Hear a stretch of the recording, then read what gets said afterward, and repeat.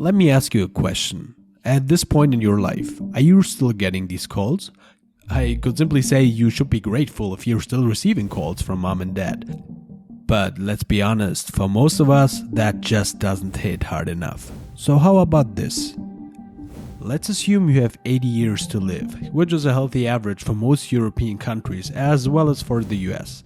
In weeks, that's about 4,200 weeks. And assuming that you're lucky enough to have that time, because since the beginning of the video, 10 people have died of cancer already.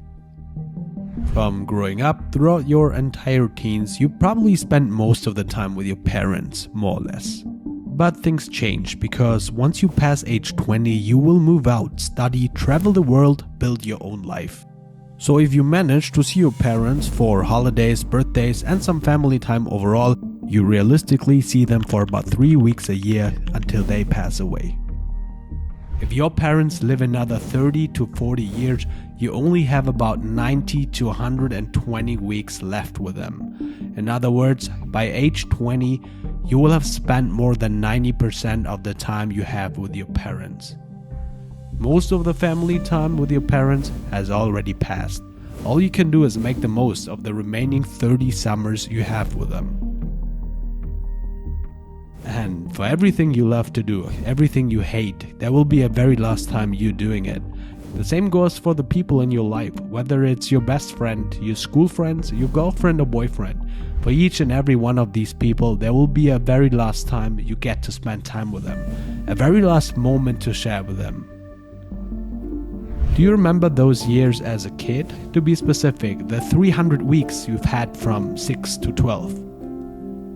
You've probably spent time outside, meeting some friends, chilling by the pool in summer, traveling with your parents or grandparents, watching cartoons and fooling around. You were playing for the sake of playing. You built sand castles and tore them down because the joy was in the process of building them, not in the attainment of the goal.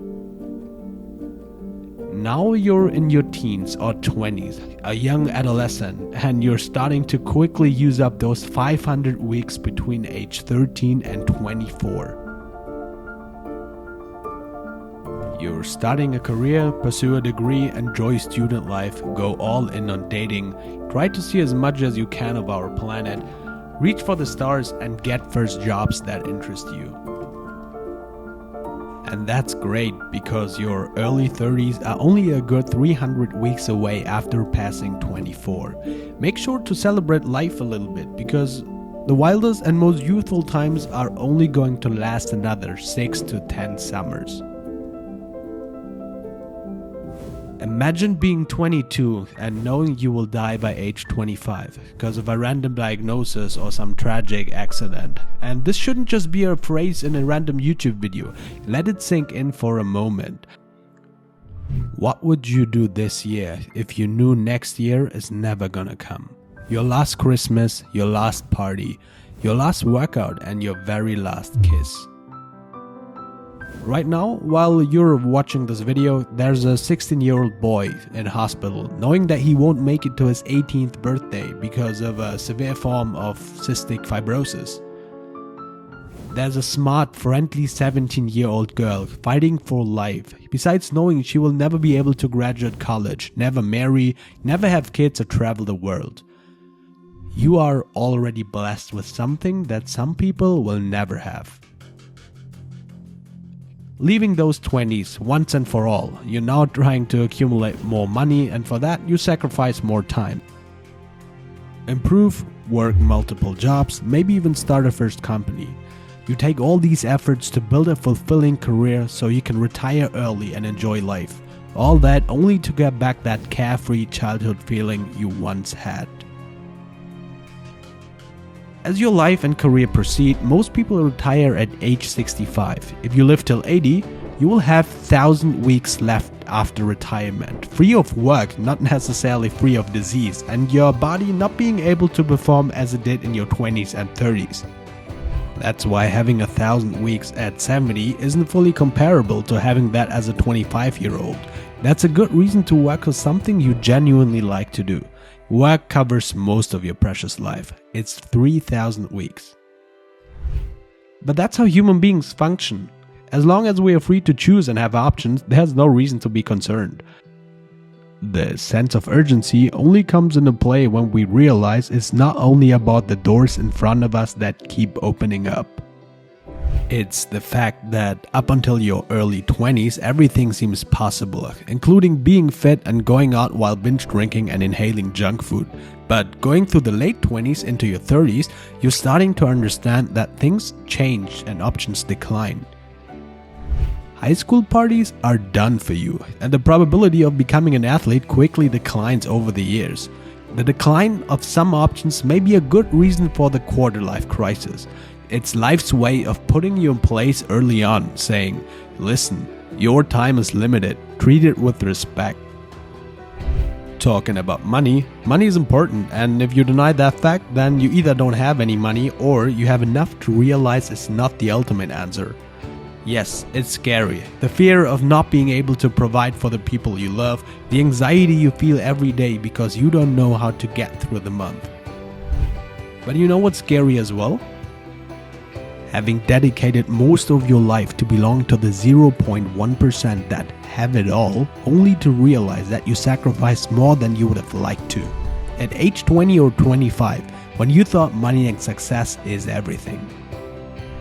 But the truth is, you could always get a hold of more money than you can spend, but you could never get more time than you can spend in life. $260,000 can be replicated at any point in time. Time itself, however, cannot be replicated at all. The 260 weeks from age 20 to 25 are unique. What else is scary? Coming home to a nice house with a dream view only to realize there's no one to welcome you. It's scary to have enough wealth to travel to a different stunning city across the world every single weekend, but not having a close person to share the experience with. We are constantly confronted with an idealistic idea of a happy life, many friends, the love of your life, an incredible career, wealth, and significance. But maybe that's not the ideal concept to adapt for true gratitude and happiness. Instead of being drawn so much into the rush of an amazing life, maybe it's worth to view the things from the following perspective. Every single day, every waking hour that isn't an absolute tragedy, a horrible experience, is worth being grateful for. Because right now, while you're watching this video, there's a young kid never having a chance to complain about taxes because she won't live past age 13. There's a man at this very moment who cannot get into fights and arguments with his parents because they died in an accident. And even the celebrities you admire aren't invincible. Think of Kobe Bryant and his daughter Gianna. He was only 41 and he retired to enjoy family time and watch his kids grow up. His daughter was 13 and didn't even get a fair chance to taste life properly. None of that seems to have relevance to ourselves until life happens to us. Life is random. Cherish every moment that isn't an absolute tragedy. Hopefully you will get to enjoy all of the things you wish and hope for, at least until life gets in the way, because then you want to make sure you regret nothing and you've taken all the actions you were once dreaming about. And now go and call the person you love. It may very well be the last time you'll get the chance to do it.